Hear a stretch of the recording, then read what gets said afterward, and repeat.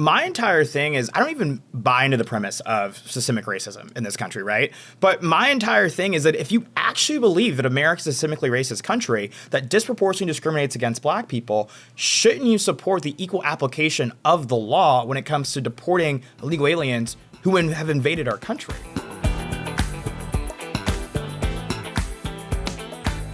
That's my thing. It's like black people are going to jail, white people are going to jail when they commit everyday crimes. Why should illegals not be sent back to their country of origin when they commit the crime of illegally entering our country? I think undocumented immigrants who come into this country and are not following the system and the rules that we've put in place for them to follow, I mean, they should be deported.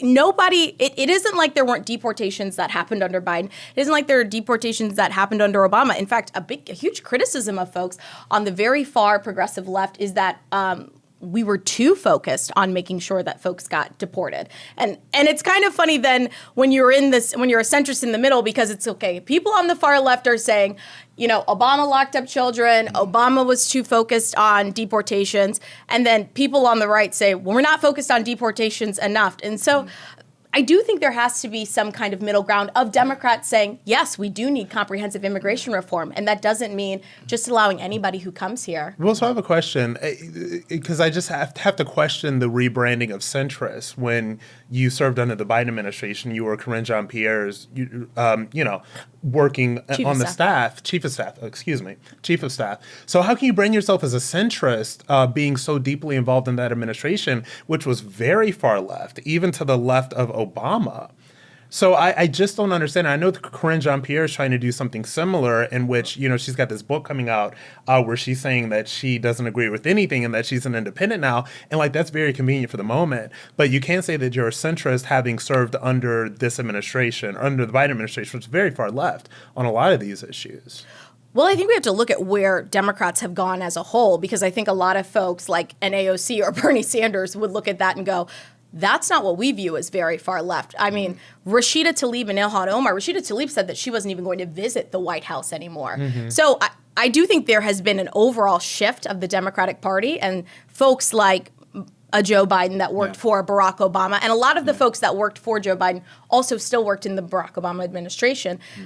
They would say that they're oftentimes labeled mainstream established Democrats. Now, to the point of Corinne, well, she's an independent now, so she might have to come on the podcast and speak about that. Let me know. I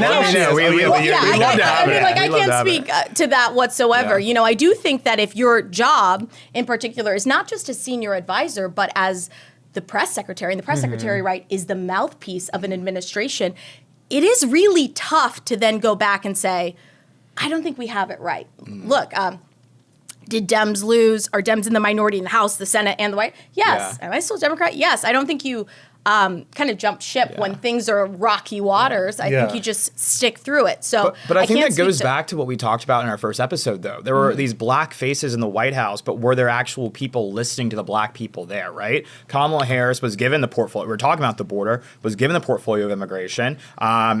Based on, I think... She was the border czar. Yeah, she was the border czar. And I don't think that, maybe she would tell you that she did a good job, but I think even in her book, she says that she was given a shit issue, is how she describes the border situation.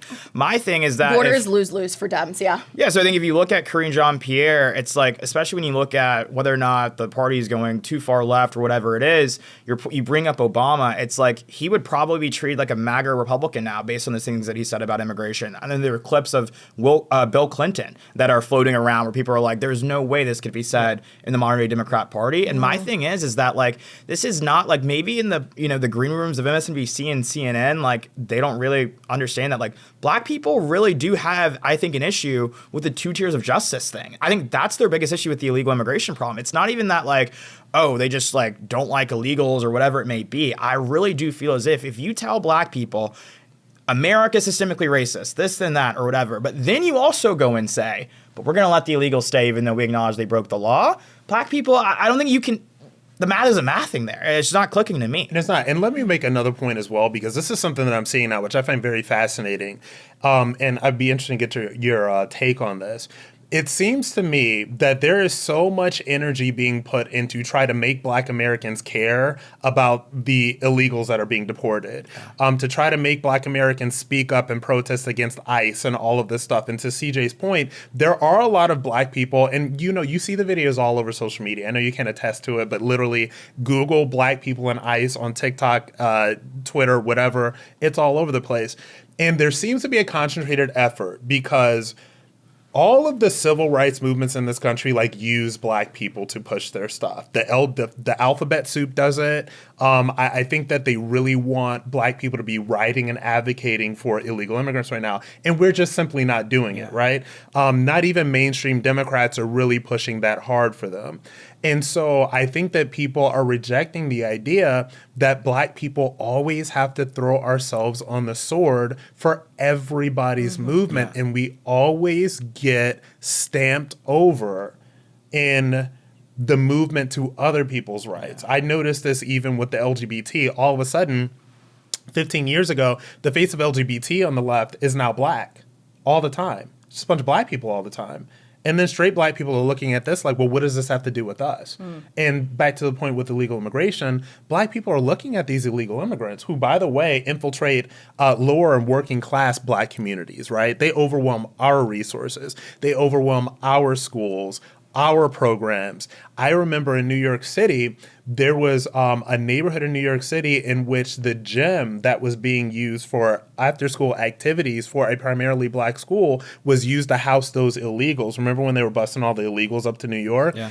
And so it seems to me that Black people are tired, and we are just not taking the bait when it comes to writing for these illegals. We're tired of being like the emotional support animal for everything the left believes that we all should care about. Is my thing. It's like we saw it during the beginning of the LGBT movement. They're like, well, because you're Black, you somehow should care about this because they were in a grief class at time. And then you see with the illegal immigration issue, the Palestine thing was super interesting. They were like, because you're Black, you should care about Palestine. What? That actually, what I think there's an underlying thing in here of everything you're saying is a far left white liberal keeps just flashing in my mind and flashing in my mind. Because I think back to the first time we recorded the podcast was CBC week. Congressional Black Caucus week. I spoke on a panel. I was heavily involved. And one of the things I noticed that was missing from the whole conversation about what's happening right now is that if you check back at the Congressional Black Caucus, Jim Clyburn wasn't talking about immigration. It's never been really one of the tenets that the CBC has pushed forth. You go to the CHCI Gala, Congressional Hispanic Institute Caucus, for those who are not up to date on our DC Inside the Beltway acronyms. I wish there were plenty. Acronym for everything. I know, that's their star. That's what they lead with.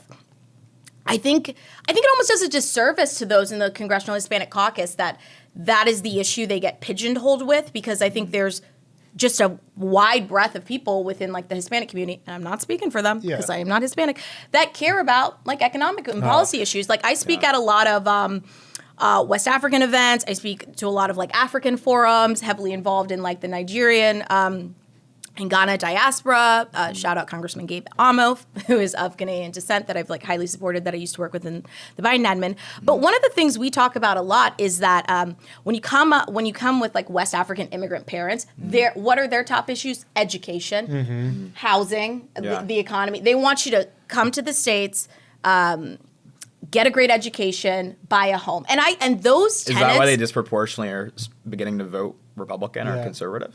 Well, my parents are still living in the Atlanta suburbs, and they are very much Democrat. I gotta talk to them. That's very interesting. They go back and forth because my dad also really liked Brian Kemp, and from Georgia. Where are you from?